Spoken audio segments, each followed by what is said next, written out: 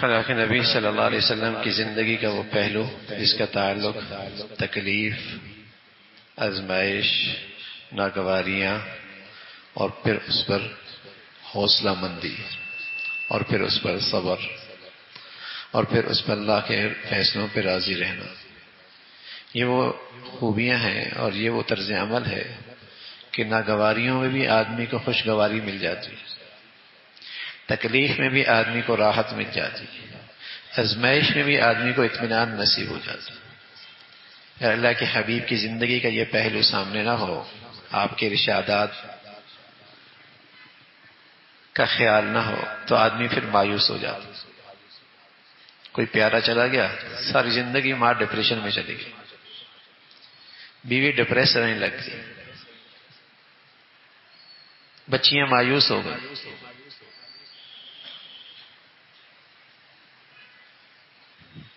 اور یہ تو زندگی کا حصہ ہے۔ کوئی گیا ہے ابھی، کسی کی والدہ ابھی چلی گئی، سب کے گھر سے کوئی جاتا ہے، تکلیف آتی ہے، بیماریاں آتی ہیں، ناگواریاں آتی ہیں، کوئی گھر اس سے تو خالی نہیں ہے۔ لیکن اللہ کے نبی کی یہ زندگی سامنے ہو، آپ کے ارشادات کا خیال رہے، حوصلہ رہتا، مایوسی نہیں ہوتی، ڈپریشن میں آدمی نہیں جاتا، اطمینان سے رہتا۔ حضرت انس فرمانے لگے اللہ کے نبی فرمایا کرتے تھے کہ بڑا انعام بڑی آزمائش کے ساتھ، اور جب اللہ کسی قوم سے اور کسی سے محبت فرماتے ہیں انہیں آزمائش میں ڈالتے ہیں، اور اللہ کی طرف سے وہ آئی ہوئی آزمائش پر وہ اگر دل و جان سے راضی ہو جائے تو اسے کیا ملتا ہے؟ اللہ کی طرف سے رضا کا پروانہ مل جاتا ہے، اور کیا چاہیے؟ اور کوئی آدمی شکوے شکایت کرنے لگ جائے، ناراضگی کا اظہار کرے، اللہ تعالیٰ بھی اس سے ناراض ہو جاتا ہے۔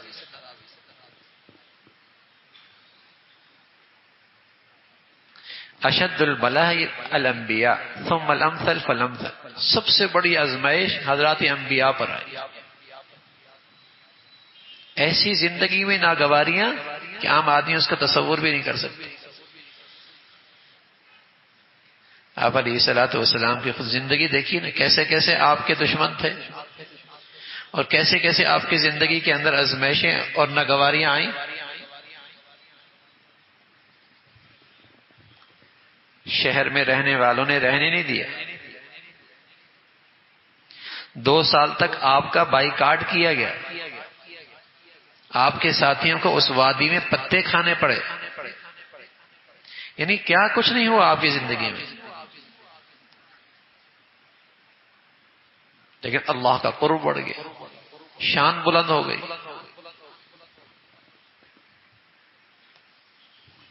وَإِذِ ابْتَلَىٰ إِبْرَاهِيمَ رَبُّهُ بِكَلِمَاتٍ فَأَتَمَّهُنَّ، اللہ نے ابراہیم علیہ السلام کو آزمایا، لیکن پورے آزمائش کے ان گھاٹیوں میں پورے اترے، بڑی بڑی آزمائشیں ہیں۔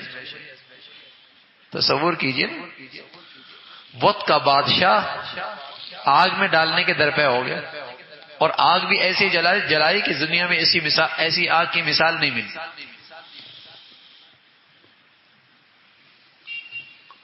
اور صرف جلائی نہیں، ڈال بھی دیا۔ کیسی آزمائش! فرمایا بڑی آزمائش کے ساتھ انعام بھی بڑا ہے۔ ایک دن عبداللہ ابن مسعود رضی اللہ تعالیٰ عنہ حضور علیہ الصلوۃ والسلام کی خدمت میں آئے، آپ کو بخار تھا اور شدید بخار، ہاتھ لگایا، کہا یا رسول اللہ اتنا سخت بخار؟ فرمایا ہاں، عام آدمی کو جو سخت بخار ہوتا ہے، 2 آدمیوں کو جو بخار ہے وہ مجھے اکیلے کو ہوتا ہے۔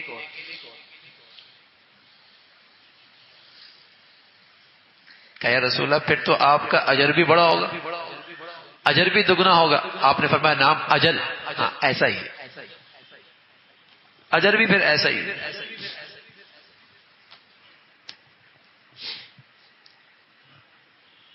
تو یہ آپ علیہ الصلوۃ والسلام کی زندگی کا حصہ ایسا ہے کہ زندگی میں ناگواری آنی ہے، بیماری آنی ہے، تکلیف آنی ہے، آزمائش سے گزرنا ہے،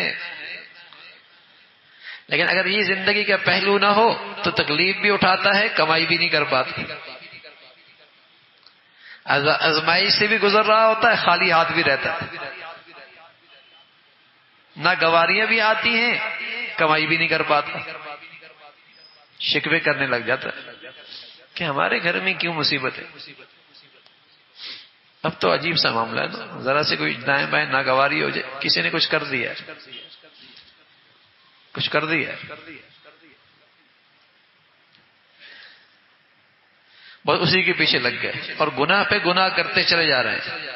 کر دیا تو فلاں سے بدگمانی کر رہا ہے، فلاں سے بھی بدگمانی ہے، فلاں سے بھی بدگمانی ہے، اور اس نے کیا ہوگا اور اس نے کیا ہوگا، اور کسی بے دین کے پاس چلا گیا اور اس نے کہہ دیا ہاں اثرات تو ہیں، کسی نے کیا ہے، باقی کہانی اسے پوری یاد ہے، ہاں اس موقع پہ اس نے یوں کہا تھا نا، اس نے کیا ہوگا، اور شادی کے موقع پہ یوں ہوا تھا نا، اس نے کیا ہوگا۔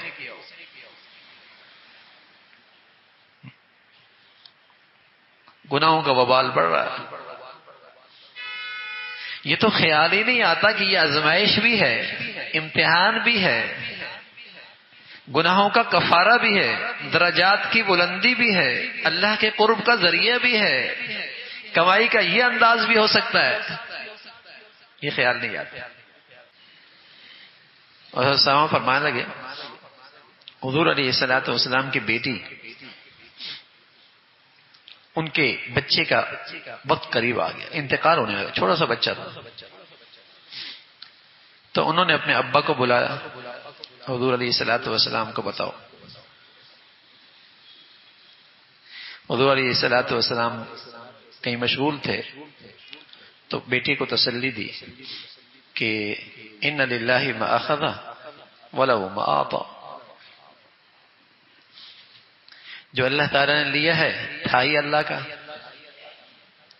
اور جو کچھ دیا ہے وہ اللہ ہی کا تو ہے، تم اس کے مالک تو نہیں ہو، جو لیا ہے وہ اللہ کا ہے، تو امانت واپس چلی جائے تو عاریتاً کوئی چیز دی جائے تو واپس کوئی مانگ لے تو آدمی خوشی سے دیتا ہے۔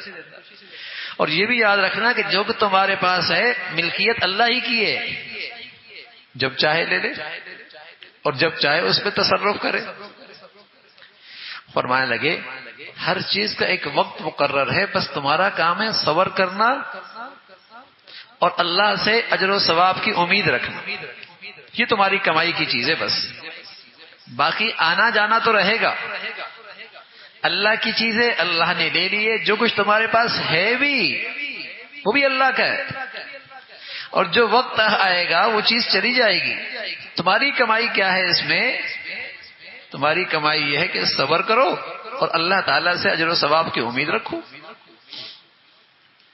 یہ کہلا کے بھیجا، بیٹی نے پھر پیغام بھیجا، ابا جان ضرور آ جائیں، میری طرف سے قسم ہے آپ آ جائیں۔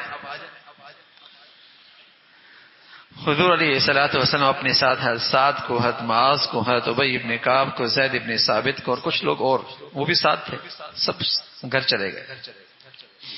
حضور علیہ الصلوۃ والسلام نے اس بچے کو اٹھایا اور اس کا سانس اکھڑ رہا تھا، تو جب یہ کیفیت دیکھی تو وفاضت عیناہ، اللہ کے نبی کی آنکھوں سے آنسو جاری ہو، بچہ ہے سانس اکھڑ رہا ہے، یہ کیفیت دیکھ کر آنکھوں سے آنسو جاری ہو گئے۔ حضرت سعد یار فرمانے لگے یا رسول اللہ ما ھذا، آپ بھی رو رہے ہیں، آپ بھی رو رہے ہیں۔ پیارے رسول صلی اللہ علیہ وسلم نے فرمایا یہ وہ اللہ نے انسان کے دل میں ایک رحمت رکھی ہے، شفقت رکھی ہے اپنے بندوں کے دل میں، یہ آنسو اس کے ہیں، اور جن بندوں کے دلوں میں رحمت اور شفقت ہوتی ہے اللہ کی رحمت بھی انہیں پر ہوتی ہے۔ تو بتایا کہ آنکھوں سے آنسو جاری ہونا یہ بے صبری نہیں ہے، آنکھوں سے آنسو جاری ہونا یہ بے صبری نہیں ہے، یہ اللہ کے فیصلے پہ ناراضگی نہیں ہے، یہ تو محبت ہوتی ہے۔ جدائی ہو گئی، ناگواری آ گئی، تکلیف کی وجہ سے آنکھوں سے آنسو جاری ہو جاتے ہیں، لیکن دل اللہ کے فیصلے پہ راضی ہے، آنکھوں سے آنسو جاری ہو گئے۔ پھر آپ علیہ الصلوۃ والسلام نے وہی بات فرمائی کہ اللہ کا دیا ہوا تھا، اللہ نے دے دیا، اور جو کچھ ابھی ہے ہمارے پاس وہ بھی اللہ کا ہے بھائی، اس کی ابھی حقیقی مالک اللہ ہی ہے. بس تم جزا فضا نہ کرو، چیخو چلاؤ نہیں، رو پیٹو نہیں، تم صبر کرو. باقی آنکھوں سے آنسو جاری ہو جانا یہ تو اندر کی شفقت محبت وہ آنکھوں سے بہہ رہی ہوتی، اور وہ تو اللہ نے اپنے بندوں کے دلوں میں رکھا ہے، اور ایسے بندوں پر تو اللہ کی خاص مہربانی اور شفقت ہوتی ہے. یہ بھی بصبری کی بات ہے.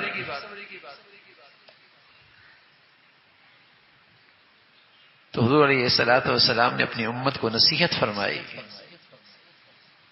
پیغام دیا کہ چیخو نہیں، چلاؤ نہیں، پیٹو نہیں، شکوے نہ کرو، بال نہ نوچو، جسم پہ مت مارو، یہ بے صبری کا مظاہرہ مت کرو. ہاں آنکھوں سے آنسو جاری ہو گیا کوئی بات نہیں، یہ بے صبری نہیں. اور باقی جو ناگواری ہے، تکلیف ہے، اس موقع پہ یہ خیال رکھو کہ اللہ کی چیز تھی، اللہ نے لے لی، اس میں جو میری کمائی تھی وہ کیا تھی؟ اللہ کے فیصلے پہ راضی رہنا. اس میں جو میری کمائی تھی وہ کیا تھی؟ اجر و ثواب کی امید رکھنا. اس میں جو میری کمائی تھی وہ کیا تھی؟ اللہ کے فیصلے پہ دل و جان سے راضی رہنا. وہ کمائی کرنی ہے، باقی آنا جانا تو رہے گا زندگی میں، اس کمائی سے محروم نہ ہو. تو رسول اللہ صلی اللہ علیہ وسلم نے حوصلہ دیا آزمائش والوں کو اور جن کی زندگیوں میں کچھ ناگواریاں اور تکالیف ہیں کہ یہ بھی کمائی کا ذریعہ ہے اور اجر ثواب کا ذریعہ ہے، اور اس کا انعام بھی اللہ کے ہاں بہت بڑا ہے. اللہ رب العزت زندگی ہمیشہ شکر والی نصیب فرمائے اور اپنی رضا والی نصیب فرمائے.